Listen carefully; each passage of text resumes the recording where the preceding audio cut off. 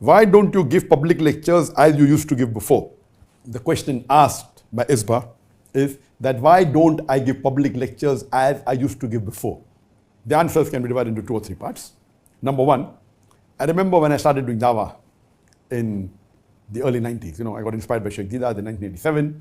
I was doing mainly one-to-one dawah. Then in the early 90s, I started giving public talks. And then I started traveling. The first talk I think I gave was in South Africa in 1994. My first talk outside India. And then I remember I used to give a lot of talks. I remember when I went to Kuwait in 1998. In one day, I gave 8 talks.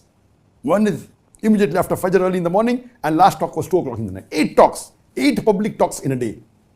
I remember when I used to travel towards the end of the 90s and the early parts of 2000, I used to spend maybe a few days and I used to give tens of lectures.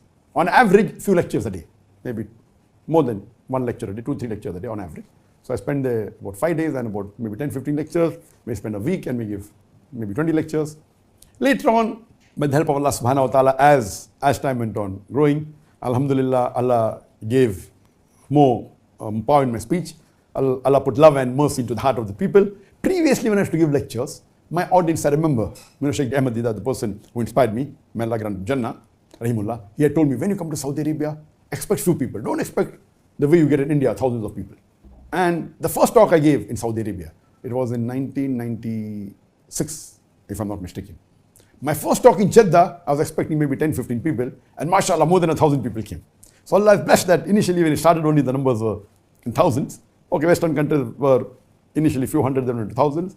But as Allah subhanahu wa ta'ala kept on putting love of me into the hearts of the Muslims and even many of the non-Muslims, then the strategy changed. And maybe in the year 2010 onward, etc., I preferred giving few lectures with larger audiences. And that's how my talks became few, but the numbers became large. And then we were more involved in the media. We used to record the programs and see to it that many people used to watch. So that's how most of the talks abroad, used to have large gathering. Maybe if you see from the year 2010 to 2016, we had to travel a lot. The audiences abroad were 5,000, 10,000, 20,000, 50,000, large gatherings. In India, it was 100,000, 200,000, 500,000, 1 million. So few lectures, larger audience. If you count the number of people in public talks, every year increased. Means if I went to a city and spent 5 days and gave maybe 15 talks, or spent 2 weeks and give 20 talks. Now I go to a country, I give talks only on the weekends. But the number of people coming for the talks, for those 2 talks, are much more than 10 talks put together. That's number one. But that's not the only thing. We also record this on the media, and when it goes on the social media, people watch to a larger number on the social media and on the satellite channel. So when we started the satellite channel in 2006, our main focus was see to it that programs on the satellite channels are good. So my talks became less, but the reach became more. Now the satellite in 2016, Peace TV English alone had 100 million viewers. Then Urdu, mashallah, had 80 million viewers. Bangla had 50 million viewers.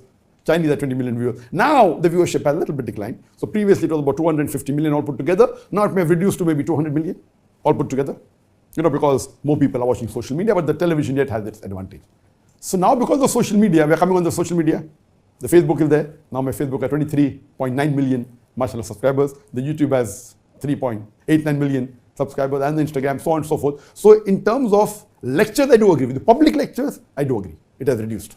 And, because of the onslaught of the Indian government, 2016, after that, 2016, I only started traveling to countries which are more friendly to Muslims, as well as those countries which I know doesn't have good hold of India. As you know that because of the onslaught of the Indian government, the BJP government, Narendra Modi, I had to do hijrah in 2016 from India to Malaysia. After I did hijrah, of course the Indian government was after me. So after 2016, whenever I traveled to any country, whether Muslim or non-Muslim country, I did not travel to the country until I had invitation from the head of state or the home minister. So all the countries that I've traveled after 2016, it was an invitation, or it was a sanction, or a nod from the head of state, whether it be the prime minister, or the president, or the sheikh, or the king, or the person, or from the home ministry. Because I wanted to be safe and secure, because India is a very powerful country, and you know that Modi is very powerful, and is close to many countries, especially Muslim countries. So any country I went, I saw to it that it was hosted by the government, by the head of state, or by the Home Minister. So that's the reason, after 2016, one of the reasons that the countries where I used to travel before without this condition, I stopped going. The invitations are yet coming. Anyone invites me, I say, if you give me the invitation from the head of state or from the Home Minister, I'll come. I remember in 2020, April, I was invited a couple of months, I think in January 2020, I was invited. There's going to be a program in April in Canada where Justin Trudeau, who is the president of the Prime Minister of Canada, he was going to be the chief guest. I was called as a guest of honor, and the Muslim MP was invited, and accepted that because it was through the government, and indirectly the head of state of Canada was there. But unfortunately, because of COVID, the program was cancelled. So one thing that in between, okay, in 2016 I traveled to many countries, 17 I traveled, but during the span, when I came and I migrated to Malaysia, I was here for 1 year rest, and then I started traveling again, but then COVID came. So in 2020 and 21, I did not travel because of COVID. But one thing good that happened is I started this session as Dr. Zakir. In 2020, I remember in Ramadan, it was in April, the lockdown came in March, and I said, okay, now I cannot travel, all the programs have been cancelled, there was no talks, not in Malaysia, not outside, what to do? And I like giving talks. So we started this as Dr. Zakir, and that time when we started in Ramzan, in April 2020, I used to give twice a week. But then I realized that giving twice a week, reading the questions, we thought it would be easy, only the talk and maybe a couple of other preparation and giving the talk, We realized that average in a week, 20,000 questions started coming. So the biggest ordeal is to read these questions. So I had a team, and my team doesn't read all the 20,000, maybe 5,000, 6,000, whatever they read. From that, they pass me 100 questions. From that 100, I select 20 questions to answer, approximately. So then, after Ramadan, because of all my other activities, the satellite, etc., I reduced it to once a week. And when the COVID ended, maybe in 2021, 2022, when my son Farik came to Malaysia, or he was in Saudi, that time we used to join.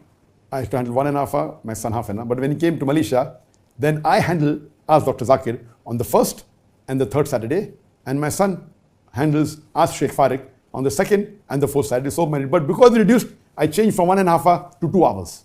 So the length has remained approximately the same. Previously was, in Ramadan it was 1 hour, twice a week, then became 1.5 hour once a week. Now it becomes 2 hours to 2 hours 15 minutes twice a month. So it comes to approximately 1 hour a week for me, but Farik additional takes 1 hour every fortnight, so 2 hours a month. But naturally the audience on the social media live, on the Facebook, on the YouTube, on the Instagram, on the Peace TV, the thing is large. But coming back to your question, yes, public talks has reduced.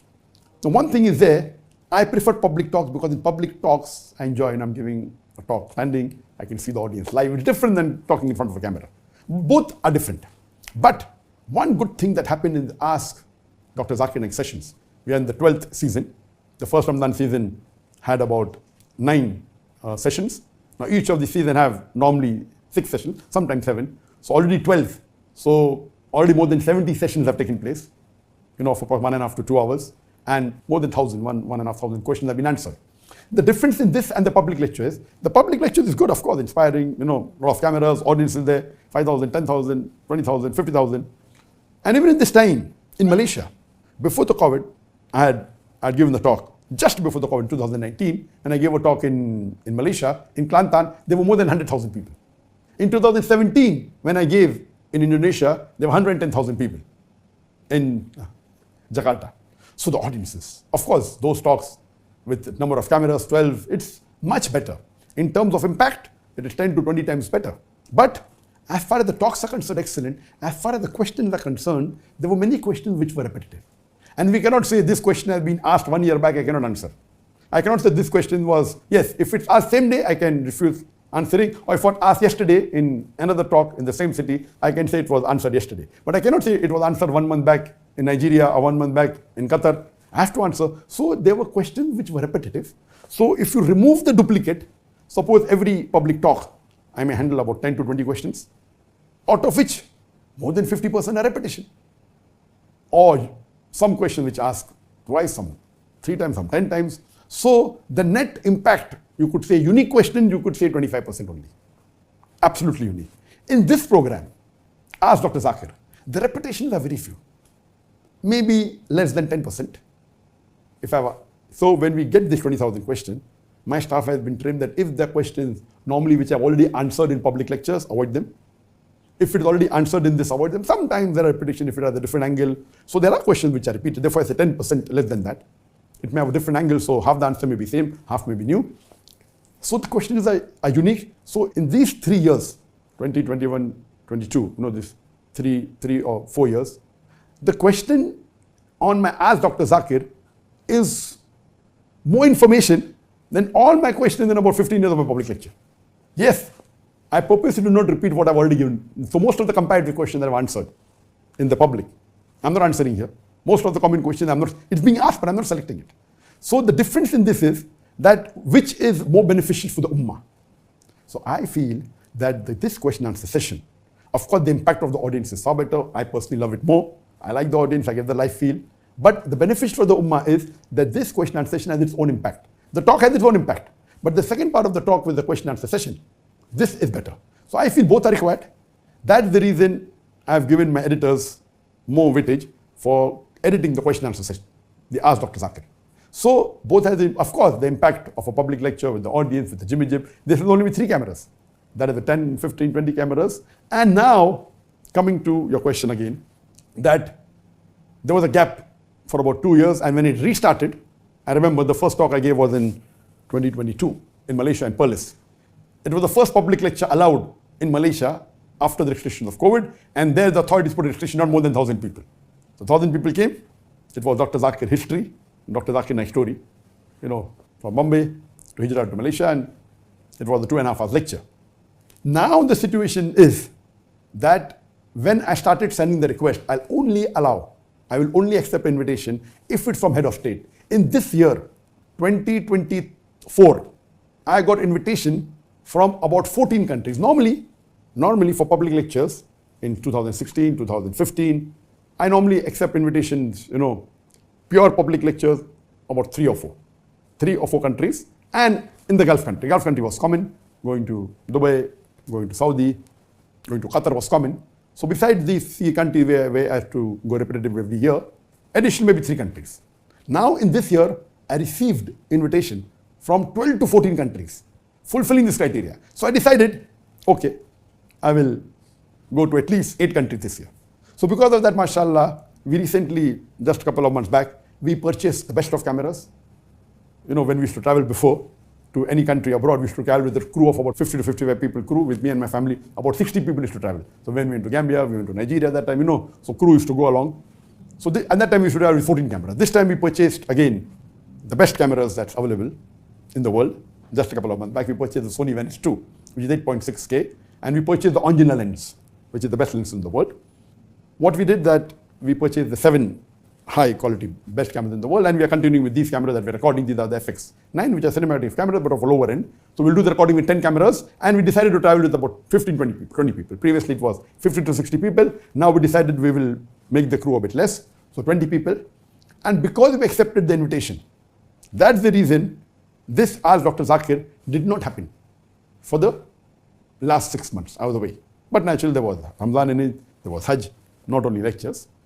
But even now I was supposed to travel to an African country, but because there was some problem and riots, that got postponed. And inshallah, it will again start from September, October, November, December, again I'll be traveling. And when I travel, Ask Dr. ZakirNaik doesn't take place because we're busy with there. So both has its pros and cons. Allah knows best. He had the Ask Dr. ZakirNaik, for about 3 years.